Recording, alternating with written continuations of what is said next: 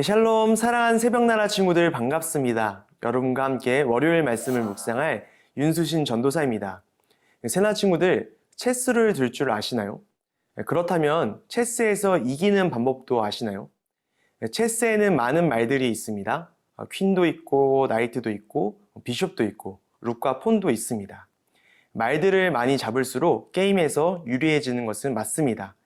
그러나 그렇다고 해서 게임에서 이기는 것은 아닙니다. 게임에서 이기기 위해서는 상대방의 킹을 잡아야 합니다.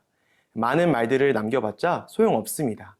아무리 많은 말이 남았다 할지라도 킹이 잡히면 지고 마는 것입니다. 그렇기 때문에 체스에서 이기기 위해서는 킹을 중심으로 전략을 짜야만 합니다. 오늘 우리가 읽을 사사기 말씀에서도 체스 게임과 같은 비슷한 원리가 발견됩니다. 함께 말씀을 읽어 알기 원합니다.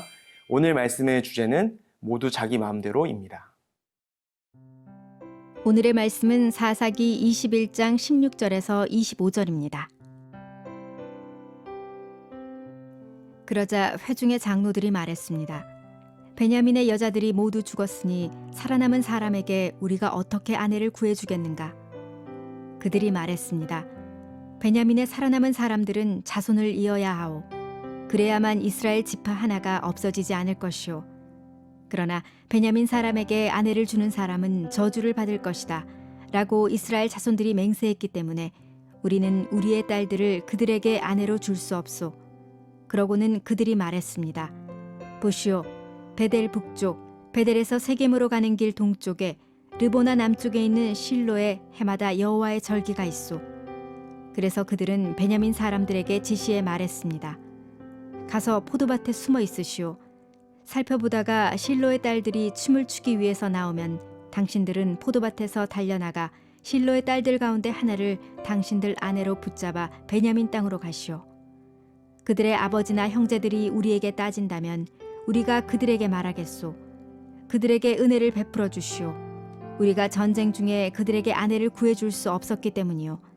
당신들이 딸을 그들에게 준 것이 아니니 당신들은 죄를 저지른 것이 아니오. 이렇게 해서 베냐민 사람들은 그대로 했습니다. 그들이 춤을 추고 있을 때 순서대로 각자가 하나씩 자기 아내로 붙잡아 데려갔습니다. 그들은 상속받은 땅으로 돌아가서 성읍을 복구하고 그곳에서 살았습니다. 그때 이스라엘 자손들은 그곳을 떠나 각자 자기 지파, 자기 가문으로 돌아갔습니다. 그곳으로부터 각자 자기가 상속받은 땅으로 돌아갔습니다. 그 당시 이스라엘에는 왕이 없어서 모두가 자기 마음대로 행동했습니다. 이스라엘과의 전쟁으로 인해 많은 사람들이 죽은 베냐민 지파, 또 베냐민에게는 딸을 시집 보내지 않으리라는 이스라엘의 맹세 때문에 베냐민 지파는 사라질 위기에 처해 있었습니다. 물론 길라 사람들의 딸을 베냐민에게 주기는 했지만 그럼에도 불구하고 아직도 충분하지 않았습니다. 이때 이스라엘이 강구해낸 방법은 무엇일까요? 함께 20에서 21절 말씀을 읽도록 하겠습니다. 그래서 그들은 베냐민 사람들에게 지시해 말했습니다. 가서 포도밭에 숨어 있으시오.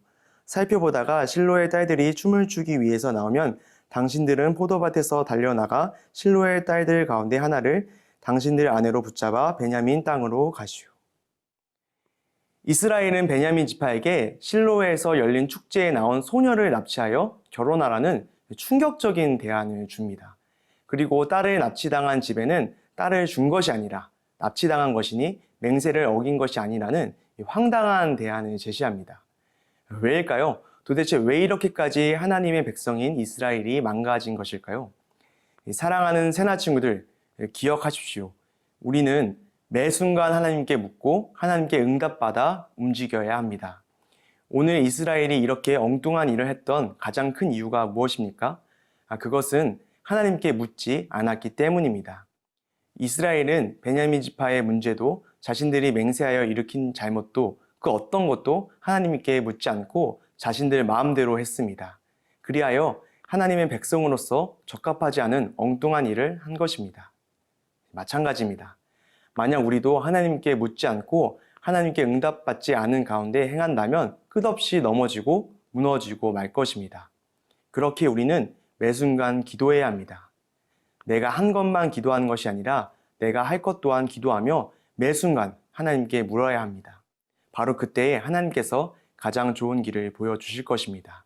그리고 우리를 인도하실 것입니다. 매 순간 하나님께 묻고 응답받는 새나 친구들 되기를 소원합니다.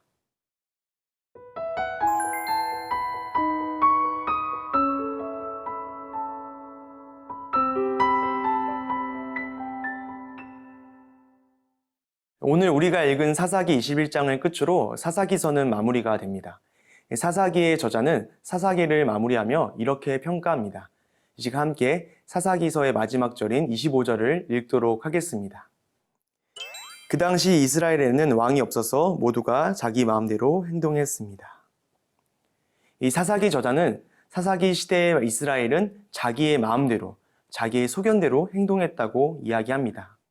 그러면서 그 이유가 왕이 없었기 때문이라고 이야기합니다. 이 말이 무슨 뜻일까요?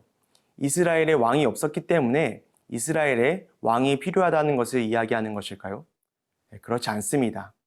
이스라엘에는 이미 왕이 있었습니다. 물론 주변 다른 나라처럼 사람인 왕이 있었던 것은 아닙니다. 그러나 이스라엘에는 그 누구보다도 더 훌륭하고 지혜로운 왕이 있었습니다.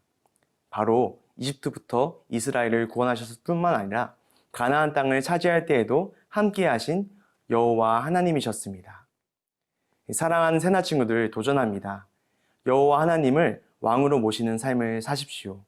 하나님을 왕으로 모시는 삶이 무엇입니까? 그것은 하나님을 중심으로 사는 삶입니다. 마치 체스게임에서 킹을 중심으로 전략을 짜고 움직이는 것처럼 우리의 삶을 계획하고 행할 때에도 하나님을 중심으로 행하는 것입니다. 하나님을 예배하는 것을 삶의 가장 우선으로 두고 무슨 일을 행할 때에도 하나님의 말씀을 중심에 놓고 행하는 것입니다. 그렇게 할 때 우리의 왕 되신 하나님께서 하나님의 뜻대로 우리의 삶을 주관해 주실 것입니다. 그리고 바로 그때에 우리는 우리의 왕 되신 하나님께서 이끄시는 가장 좋은 길로 나아갈 수 있을 것입니다. 우리의 소견대로, 우리의 마음대로 사는 인생이 아니라 왕 되신 하나님의 뜻을 따르며 사는 모든 새나 친구들 되기를 소원합니다. 전능하신 하나님, 하나님께서 우리의 왕 되신 것을 기억합니다. 왕 되신 하나님을 찬양합니다. 왕 되신 하나님을 경배합니다. 우리의 삶에 임하셔서 우리의 삶을 다스려 주시옵소서. 우리를 가장 좋은 길로 인도하여 주시옵소서. 예수 그리스도의 이름으로 기도드립니다. 아멘.